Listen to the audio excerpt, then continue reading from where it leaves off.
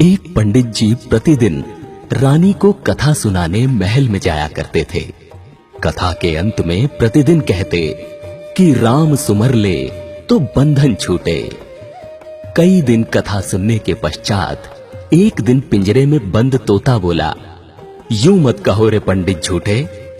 उस समय तो पंडित जी मन मसोस कर रह गए और चुपचाप चले गए। परंतु अब तोता प्रतिदिन पंडित को झूठे कहकर संबोधित करने लगा।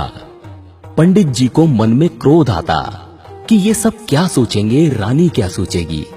परेशान होकर पंडित जी अपने गुरु के पास गए। गुरु जी को सब हाल बताया। गुरु जी अगले दिन पंडित के साथ स्वयं कथा करने गए और एकांत में तोते के पास जाकर पूछा, तुम पंडित को झूठा क्यों कहते हो? तोते ने कहा, मैं पहले खुले आकाश में उड़ता था। एक बार मैं एक आश्रम में जा बैठा जहां सब साधु संत राम राम राम बोल रहे थे। वहां बैठा तो मैंने भी राम राम बोलना शुरू कर दिया। एक दिन मैं उसी आश्रम में राम राम बोल रहा था, तभी एक संत ने मुझे पकड़कर पिंजरे में बंद कर लिया। फिर मुझे 2-4 श्लोक सिखाए। आश्रम में एक सेठ ने संत को भारी दान दक्षिणा दी। संत ने आशीर्वाद स्वरूप सेठ को मुझे सौंप दिया। अब सेठ ने मुझे चांदी के पिंजरे में रखा। मेरा बंधन बढ़ता गया। अब मैं स्वच्छ वायु और ताजा फलों के लिए भी तरसने लगा।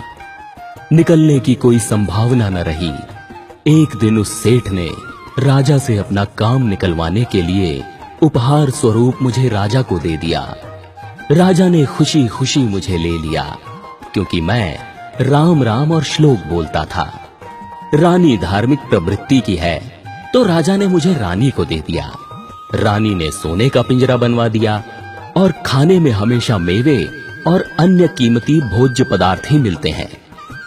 मिर्च खाना, पेड़ पर लटके फलों में चोंच मारकर स्वाद लेना तो मैं भूल ही गया हूं।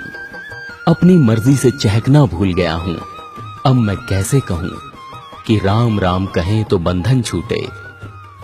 तोते ने गुरुजी से कहा, आप ही कोई युक्ति बताएं जिससे मेरा बंधन छूट जाए।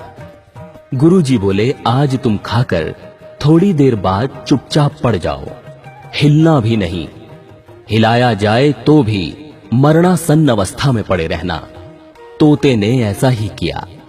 रानी ने पिंजरा खोलकर खूब हिलाया डुलाया। थोड़ी देर बाद रानी ने सेवकों से कहा, ये तोता मर गया है, इसे बाग में गड्ढा खोदकर दबा दो। जैसे ही तोते को लेकर सेवक बाग में पहुंचे, तोता फुर्र से उड़ गया। तोता पिंजरे से निकलकर आकाश में उड़ते हुए बोलने लगा, गुरु मिले तो बंधन छूटे। इस कहानी से हमें सीख मिलती है कि शास्त्र कितना भी पढ़ लो, कितना भी जाप कर लो, लेकिन सच्चे गुरु जब तक रास्ता न बताएं, तब तक मुक्ति पाना संभव नहीं है।